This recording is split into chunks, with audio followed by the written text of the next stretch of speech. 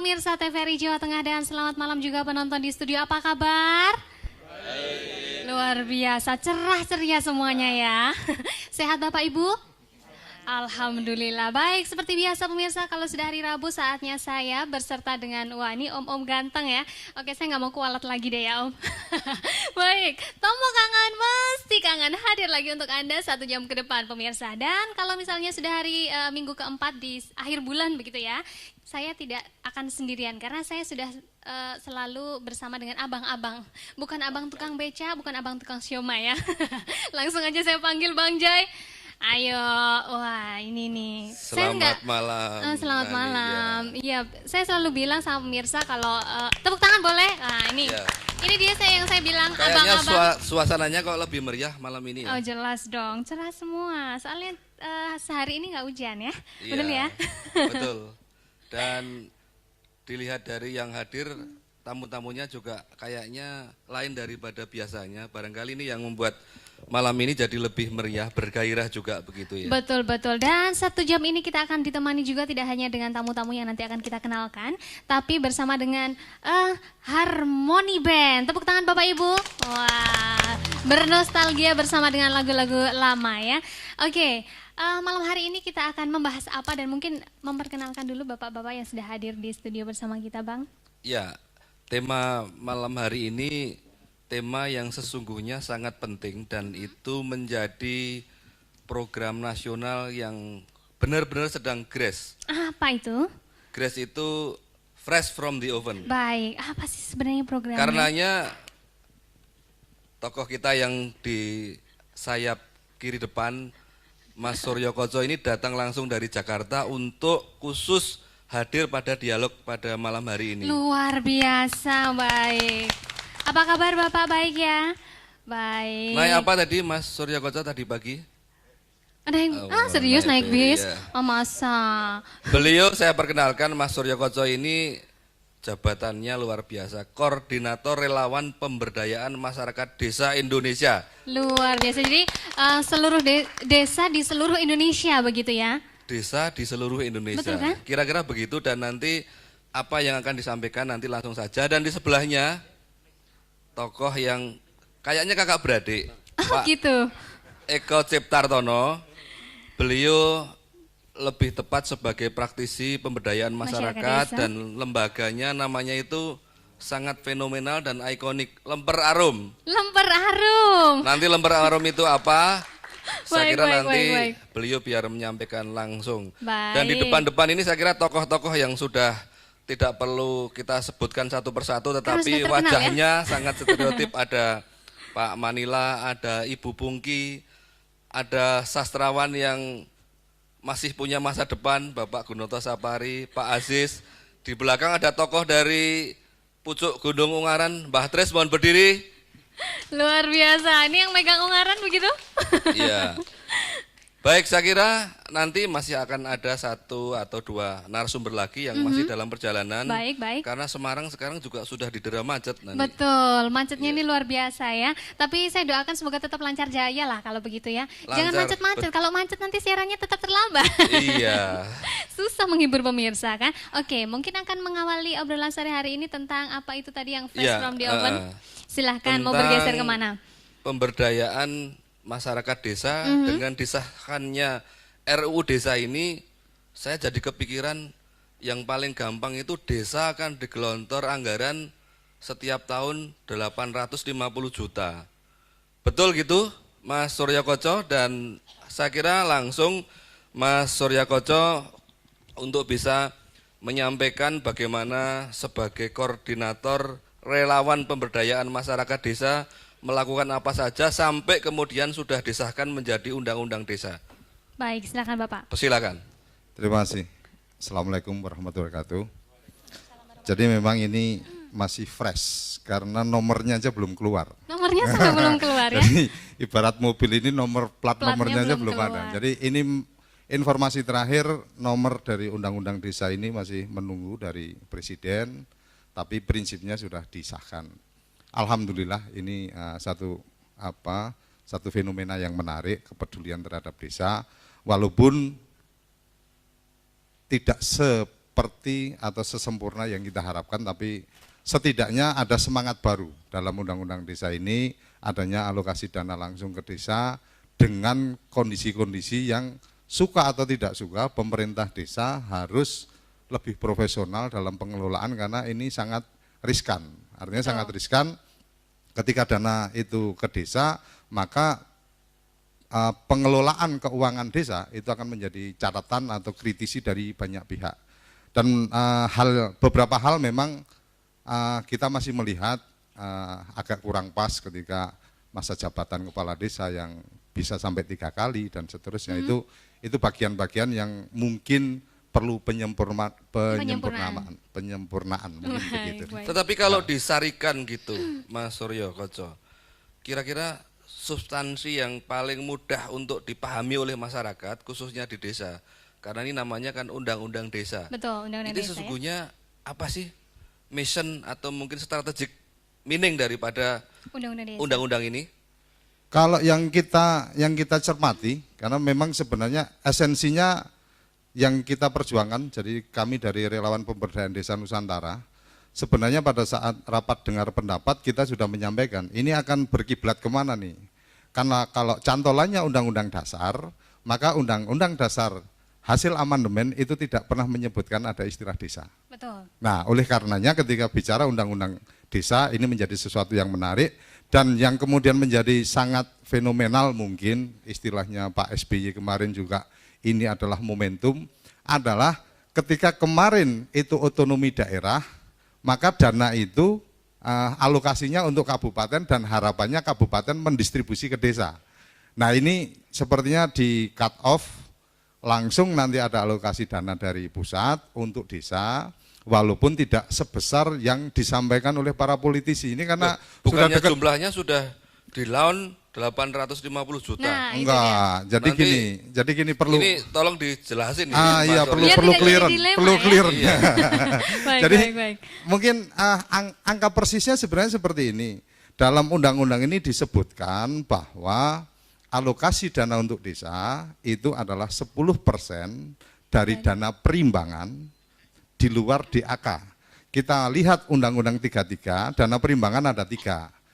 Dana bagi hasil dana bagi hasil, kemudian dana alokasi umum, dana alokasi khusus. Berarti 10% dari bagi hasil dan alokasi umum.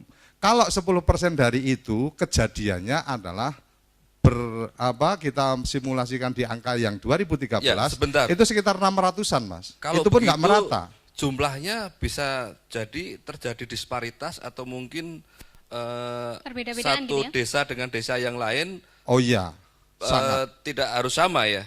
Sangat. Itu nanti disesuaikan dengan apa? Apakah mungkin perkembangan desanya Pak atau mungkin misalnya ada desa yang Jadi di undang-undang sudah jelas. Di undang-undang sudah jelas bicara tentang angka kemiskinannya, kemudian bicara tentang luasannya, bicara tentang jumlah penduduknya, bicara juga tentang kesulitan akses. Jadi kadang-kadang karena ini momen tahun politik gitu kan, ini menarik untuk kemudian dibikin gampang. Satu desa 1 miliar, satu desa 800 juta, satu desa sekian.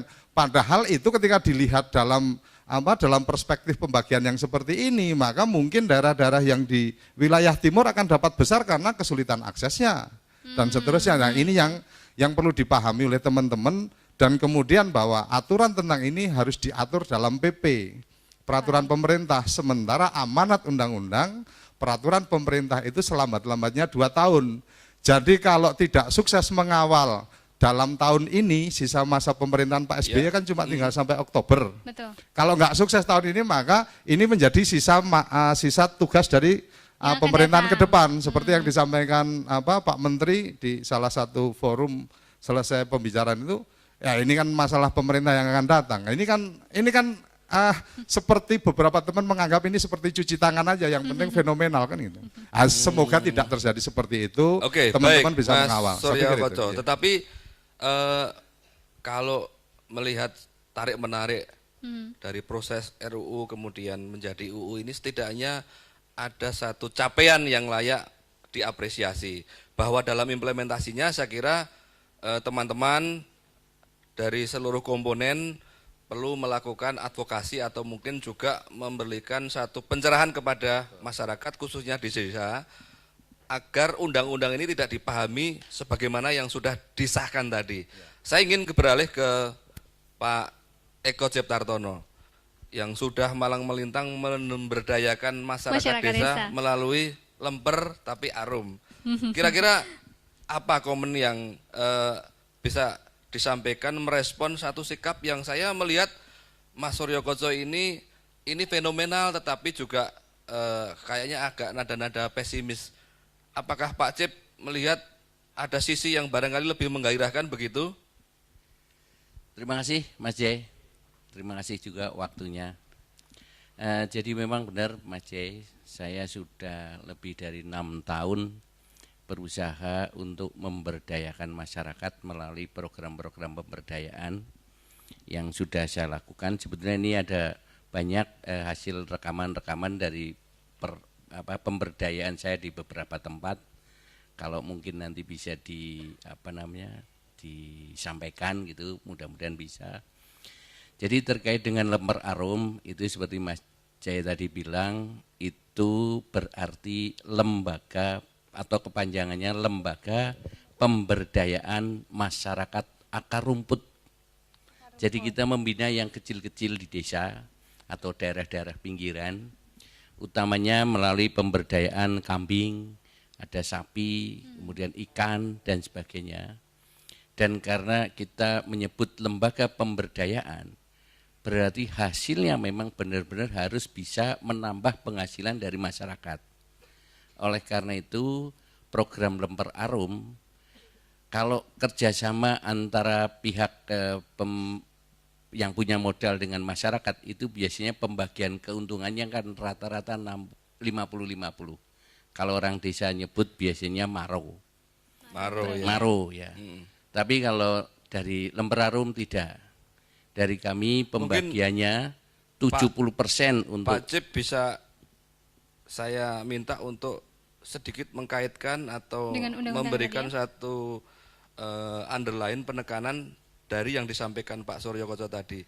Ketika dalam proses RUU ini mengalami tarik-menarik dan kemudian disahkan dan Pak Cip juga datang ke Jakarta untuk menyaksikan pengesahan itu.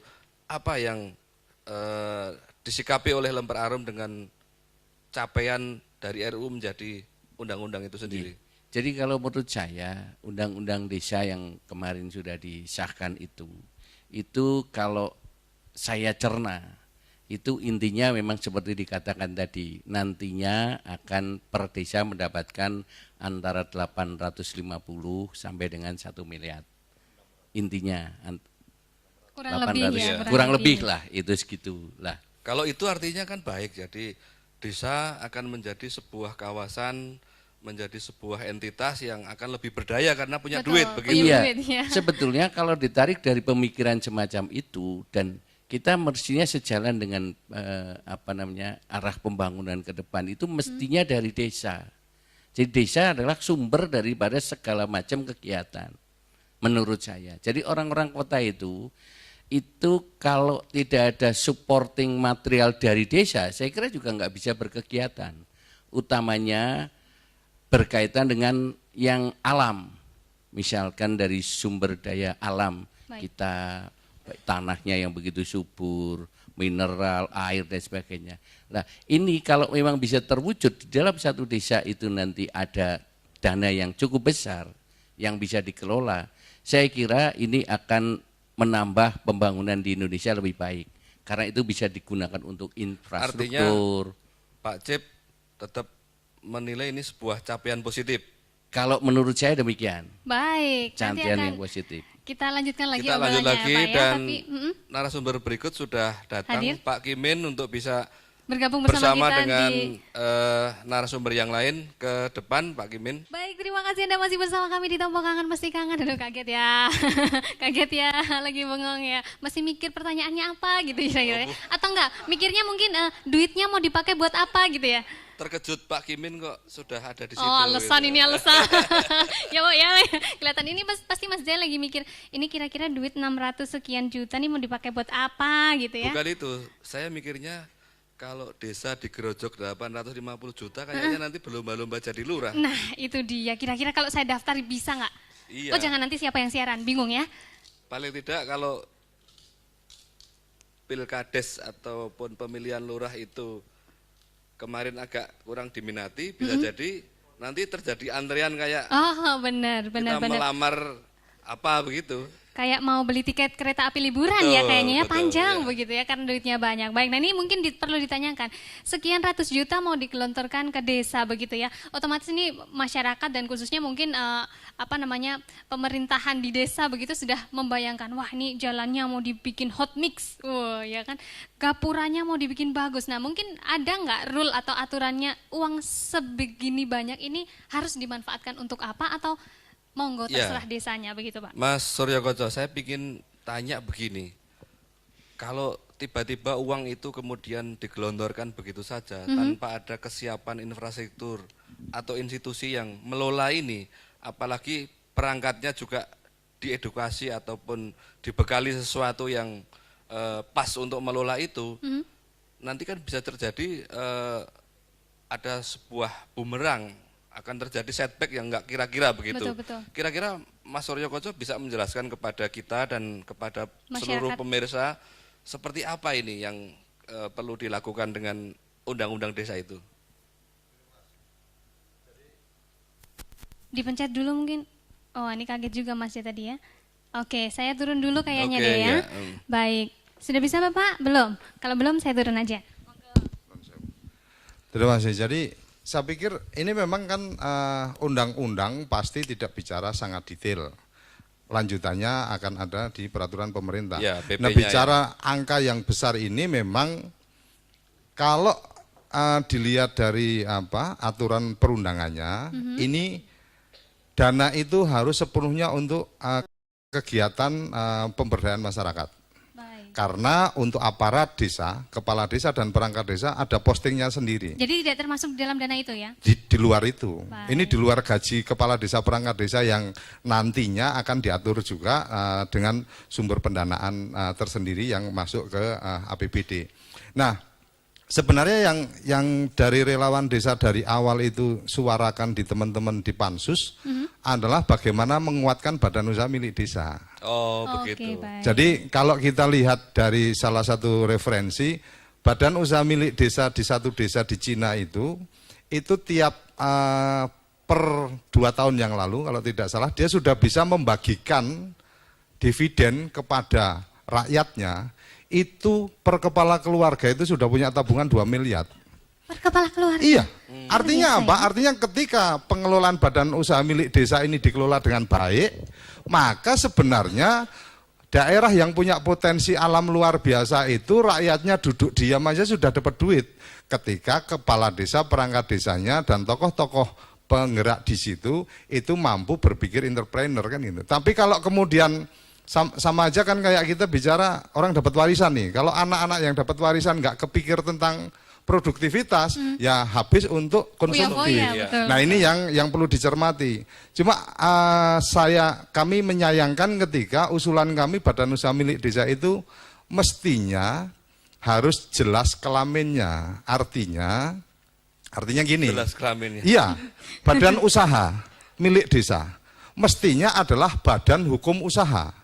Oh, baik. Kalau badan hukum usaha Jangan yang membuat bingung nih Mas Suryo iya, Koco. jadi gini, badan hukum usaha itu kan kalau kita akui sekarang itu kan ada PT, ada usaha dagang dan seterusnya, Iya. yang lain-lain usaha itu koperasi. Badan usaha milik desa itu berbentuk apa? Di dalam undang-undang ini hanya menyebutkan dibuat berdasarkan peraturan desa.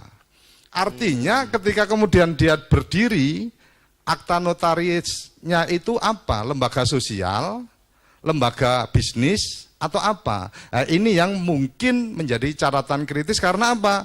Karena kalau tidak jelas lembaganya, kejadiannya adalah tidak jelas penanggung jawabnya, aset pengelolaannya bagaimana dan seterusnya.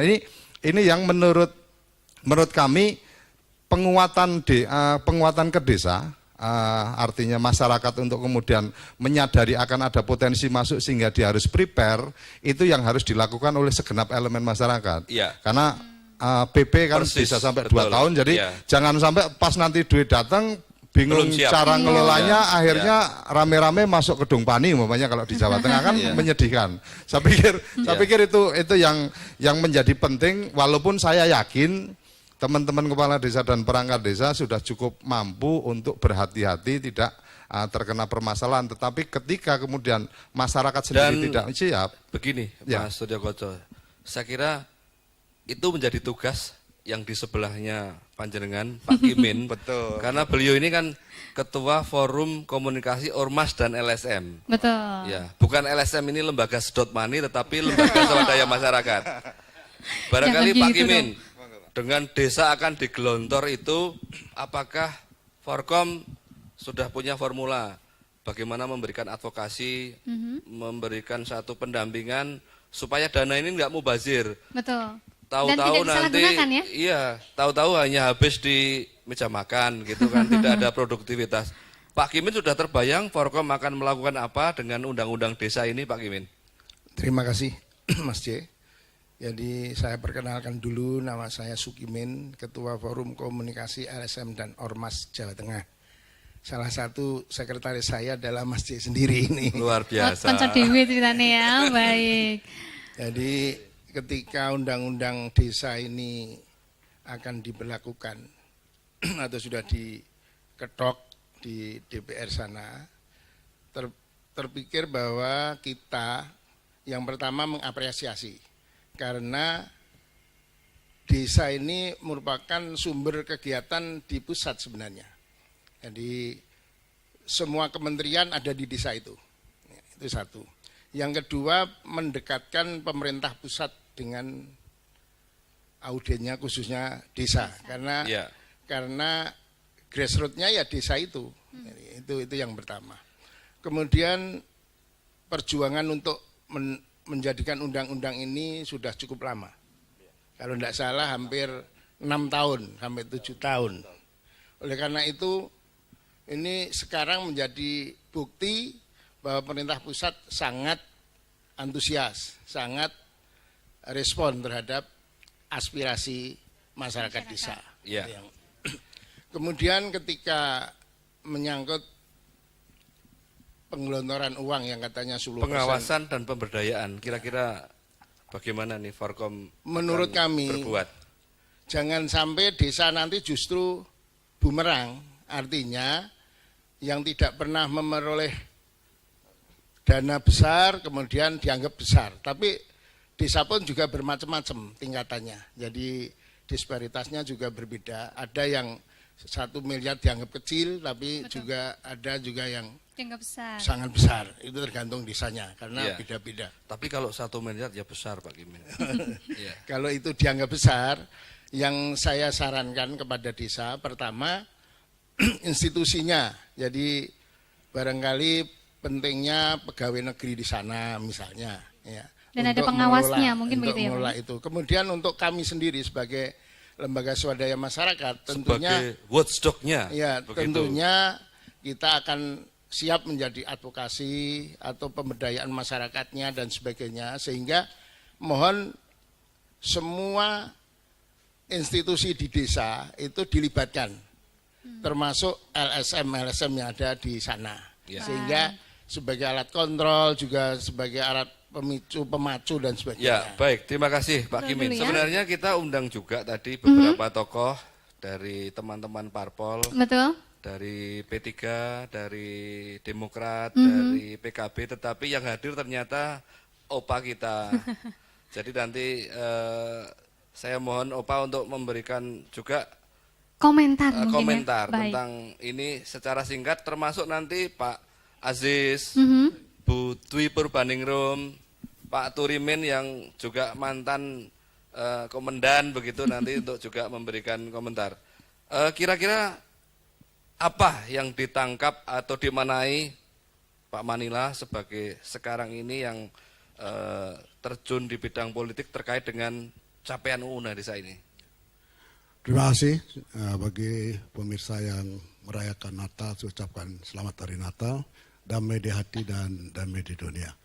Khusus dengan undang-undang pedesaan ini, tentu yang sudah digarap 6 tahun merupakan satu hadiah di akhir tahun, walaupun belum diberikan nomor. Tapi saya melihat bahwa uang yang sebenarnya 1.850.000 buat desa itu belum besar. Belum besar. Karena bagaimana caranya desa ini bisa membangun desanya agar masyarakat desa itu tidak pernah pergi dari desanya. Betul, ini yang paling Bangga penting. menjadi orang desa. Betul. Tentunya kepala desa ini bisa membangun sarana prasarana lapangan kerja yang baik. Kemudian sekolah. Apakah kepala desa yang cuma SLTP bisa membina uang yang sekian? Belum tentu. Malah lebih baik mungkin. Karena apa? Yang koruptor di negara kita ini sekolahnya udah nggak keruan tingginya. Nggak ada harapan. Hampir semua pejabat sudah jadi koruptor. Jangan sampai undang-undang ini menularkan penyakit koruptor itu ke desa. Sampai ke desa-desa. Artinya tadi sudah disebutkan bagaimana PP-nya nanti. Secepatnya lah. Karena ini undang-undang dibuat oleh wakil rakyat dan juga oleh pemerintah yang semua gaji mereka adalah dari rakyat. Rakyat itu ada di desa. Inilah kesempatan untuk membangun Indonesia, bangun dari desa. Baik, Jenderal, terima kasih. Saya ingin juga komen dari seorang dosen, seorang ibu rumah tangga, dan konon sekarang menekuni profesi sebagai seorang pendamping kegiatan sosial. Nah, ini. Bu Pungki, kira-kira apa komentar Anda tentang RUU Desa ini? Sesuatu yang mewakili masyarakat awam, apa sih? Makanan apa sih? Barang apa sih itu? Gimana Bu Pungki? Baik, terima kasih Mas J. Satu hal yang dari tadi saya memikirkan, kenapa dari tadi kok undang-undang terus yang dibahas, tetapi tidak membahas bagaimana cara menyiapkan perangkatnya. Oh, pembinaan mungkin begitu ya Bu? Iya, sehingga benar tadi mayoritas saudara kita di desa ini kan lulusan SMP, barangkali ada yang SD, ya, betul Bu? Ya, bagaimana supaya mereka itu benar-benar bisa diberdayakan. Kalau lulusannya seperti itu, saya juga ya jangan sampai lah ya nanti rame-rame yang menikmati hanya elit-elit desa saja. Betul. Ya, supaya bagaimana benar-benar diberdayakan, tidak diperdayakan. Wah, ini kalimatnya Oke. luar Terima kasih, biasa, mantap Bu ini Pungki. Mas Jaya ya. Oke. Baik, diberdayakan bukan Ya. diperdayakan. Baik Saya Mas ingin Jaya. komentar dari seorang petani dari Pucuk Gunung. Kira-kira apa sih komentarnya untuk barangkali komentar singkat gitu Pak Sutrisno baik. dari Pucuk Gunung Bandungan untuk bisa memberikan komentar.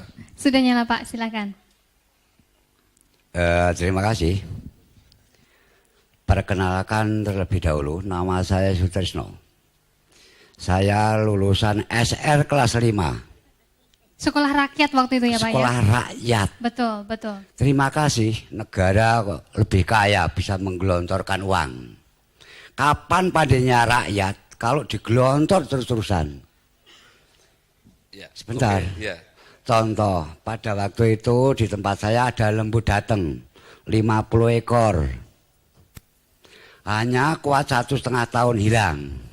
Ini di tempat saya. Saya nggak main-main. Biarpun saya sekolahnya paling rendah. Tapi untuk Jawa Tengah bisa memberi makan 12 sampai 15 ribu di belakang saya. Oh, ini luar Ya. biasa. Ini saya terbuka. Mbak Tris minta tolong agak dipersingkat karena masih harus yang lain. Iya. Ya. Nah, karena itu Dengan saya undang-undang. mohon nggak pakai undang-undang, tolonglah barang siapa yang menjadi aparat maupun pejabat jangan sekali-kali meninggalkan tongkat. Sekian, terima kasih. Waduh, ini Nah, juga Saya ini kembali ya. ke Pak Eko Ciptartono. baik. Apa yang disampaikan oleh Mbah Tris ini adalah refleksi yang lebih genuine, yang orisinil. Betul, Dari ini benar-benar masyarakat. dari masyarakat. Barangkali potret pemberdayaan yang sudah dilakukan Lemper Arum mensikapi apa yang tadi yang disampaikan beberapa tokoh tadi, apa yang akan kemudian ke depan dilakukan supaya tidak menimbulkan bias ataupun distorsi-distorsi lain dalam melakukan implementasi kebijakan di lapangan. Terima kasih Mas Jai.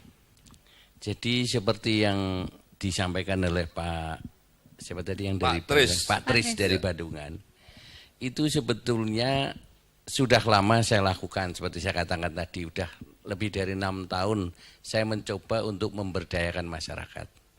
Jadi dengan adanya dana yang turun ke desa yang besar menurut saya dan menurut Pak Kimin juga besar, itu memang sebetulnya berharap agar supaya desa itu berkembang. Dan saya sudah membuktikan, jadi saya tidak hanya ngomong, tidak hanya bicara, tapi saya sudah membuktikan mencoba untuk memberdayakan masyarakat desa dengan berbagai kegiatan.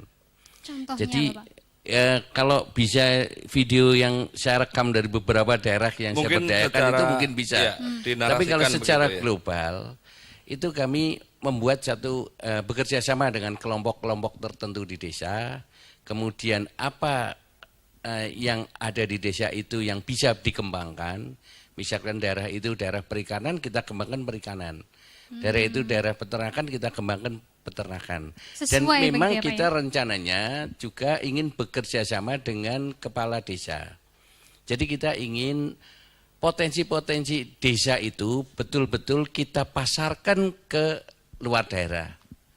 Jadi kita dengan jaringan internet saya kira kan sekarang sudah bukan hal yang baru. Betul. Jadi potensi-potensi daerah itu sebenarnya yang luar biasa. Sementara ini masih banyak dikuasai oleh kaum konglomerat yang masuk ke desa. Jadi ini yang mesti harus kita waspadai. Sekarang begini Pak Baik. Cip, Ya. relevansinya dengan kemudian ada dana yang bisa lebih untuk penguatan dari pemberdayaan potensi tadi. Nah, kita memang Bagaimana? sudah punya pemikiran. Saya kebetulan Ketua Parade Nusantara Jawa Tengah yang dulu basicnya juga kumpulan atau organisasinya kepala-kepala desa. Itu kita sudah punya program namanya Pasadena. Pasadena ini sudah kita godok dalam pemikiran, yaitu ingin membentuk satu kegiatan seperti tadi Pak Surokojo katakan. Kita ingin di tiap-tiap kecamatan itu ada satu toko yang fungsinya juga sebagai grosir, juga sebagai retail. Seperti halnya sekarang kan orang hanya berkeluh kesah masuknya Alfamart, Indomaret ke Indonesia, begitu merambah sampai ke desa itu banyak yang dirugikan, utamanya pedagang-pedagang kecil atau warung-warung kecil. Nah, inilah yang kita coba konsep ini kan kita launching Akan ke lebih depan, ya kita pikirkan. diberdayakan begitu. Iya, sehingga potensi-potensi atau produk-produk desa bisa kita pasarkan di seluruh jaringan di seluruh Indonesia melalui Baik. Pasadena itu tadi. Baik, baik. Luar biasa nih gagasan saya luar Terima biasa dan kasih. mudah-mudahan bisa dilaksanakan secepatnya. Mudah-mudahan begitu kita ya, Pak, harapkan ya. dan itu tentu harus ada turun tangan Oke. dari pemerintah karena Baik. butuh dana yang besar Nanti untuk akan kita- bersaing dengan pengusaha-pengusaha yang kakap Luar biasa. katakanlah, Oh, baik, baik. yang Jadi- dikuasai oleh asing barangkali. Baik. Desa yang lebih menjanjikan karena harapan akan ada uang itu sudah Oke, lebih angin segar. Sapi-sapinya lebih langsung kelihatan tersenyum begitu ya. Baik, baik, baik. setidaknya melihat senyum-senyum Pak Kimin, Pak Koco sama Pak Cip ini kan sudah Ces gitu ya. memberikan satu isyarat tersendiri. Bahwa uang itu akan segera turun gitu ya. Iya. Kayak mengharap apa begitu ya. Saya ingin Baik, ke baik. Pak Koco nih, Pak Koco. Kira-kira komentar, kemudian pandangan, dan saya kira warna-warni tadi sudah digali. Apa sih sesungguhnya yang ingin Dicapai. Anda gali, Oh, digali. ingin Anda revitalisasi kembali dengan undang-undang desa ini supaya goalnya sesuai dengan apa yang menjadi desain teman-teman lembaga masyarakat pemberdayaan desa Indonesia. Ya, jadi kalau semangat relawan pemberdayaan desa Nusantara yang kami bawa adalah mencerdaskan masyarakat desa, meningkatkan profesionalitas aparatur desa, menuju desa yang mandiri, bahagia dan sejahtera. Artinya, Bahagia lahir batin ya. ya jadi bahagia itu udah pasti lahir batin karena standar bahagia itu ketika tidak takut atas apapun esok hari itu berarti bahagia. Oh, gitu Nah, ya. ketika kita bicara ini maka yang menjadi penting adalah peningkatan kecerdasan masyarakat. Bahwa ada dana seperti ini, bahwa dana itu jangan habis pakai, bahwa dana itu harus kemudian bisa menghasilkan dan seterusnya kan gitu. Satu pertanyaan, Siap. kalau ada yang tanya begitu, sesungguhnya dana ini paling mendesak untuk apa? Betul. Kalau dana yang mendesak, yang utamanya sebenarnya adalah bagaimana kita bicara tentang peningkatan akses desa terhadap daerah di sekitarnya, sehingga produk-produk desa atau potensi desa ini bisa ditumbuh kembangkan. Infrastruktur. Kedua, Pak Suryo Koco. Ya. RUU sudah diundang-undangkan, tetapi PP-nya belum, nomornya belum. Kira-kira kapan sih itu akan bisa diimplementasikan secara lebih utuh begitu, duit bisa turun, sehingga ini bukan menjadi sesuatu yang mengilusi masyarakat, tetapi ada satu tahapan yang masyarakat itu bisa mempersiapkan saatnya dana itu turun. Betul. Ya, jadi kalau secara logika hukumnya atas apa yang tertulis adalah amanatnya selambat-lambatnya 2 tahun. Artinya paling lambat 2 tahun. Itu harus ada PP, baru setelah itu butuh perda. Yang menjadi penting sebenarnya adalah bagaimana segenap elemen ini membangun sebuah gerakan kekuatan untuk menekan supaya pemerintah SBY Budiono sebelum selesai Oktober itu sudah bisa meluncurkan produk PP-nya, sehingga awal 2015 itu sudah bisa mulai. Kalau 14 mimpilah kalau bisa masuk. Saya pikir itu. Sekarang ke Pak Kimin, untuk closing speed, LSM akan melakukan apa sebagai satu bentuk supporting misalnya supaya UU ini segera ada PP-nya, begitu Pak Kimin? Yang penting setelah ada PP tentu implikasinya kepada perda-perda, baik tingkat 1, tingkat 2 dan sebagainya, pasti itu akan berubah. Yang penting tidak akan bertentangan dengan undang-undang di atasnya. Yang kedua, yang sangat harus diwaspadai, jangan sampai seperti tadi Pak Manula mengatakan, jadi koruptor yang di sana kembali ke desa. Itu harus diwaspadai. Yang ketiga, bahwa jangan sampai dengan adanya undang-undang ini bahkan justru akan mengebiri aspirasi masyarakat. Baik, seperti Pak contoh Kimin. gotong royong misalnya. Ya. Saya ingin ke Pak Cep, closing speed setengah menit. Terima kasih, setengah menit. Ya. Baik. Setengah menit, luar biasa, setengah menit. Iya, siap. Ya, apa Pak Eko harapannya? Oh, harapannya. Ya. Kalau saya harapannya ya mestinya desa nanti bisa tumbuh berkembang dengan dana yang masuk itu, dengan pengelolaan yang sebaik-baiknya. Kami juga sudah menyiapkan perangkat-perangkat terutama untuk memberikan pelatihan. Saya kebetulan di Parade Nusantara sudah ada tim lawyernya.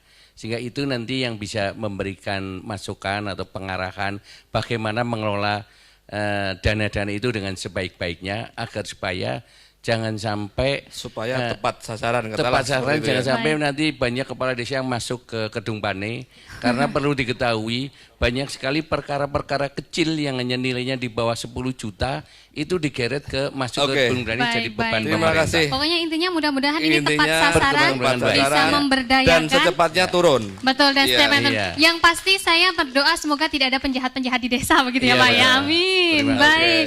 Sebagai informasi terakhir, Warung Keroncong akan hadir Jumat 27 Desember jam 19.30 di Gedung Narto Sabdo TBRS Semarang dengan Orkes Keroncong Senandung Rindu. Baik, Tembok Kangen edisi hari ini sudah berakhir. Terima kasih Bapak Ibu telah hadir. Pokoknya doanya semoga penjahat-penjahat habis dan uangnya bisa bermanfaat bagi masyarakat Indonesia. Dan desa makin sejahtera. Betul sekali. Sejahtera Indonesia, sejahtera bangsa ya.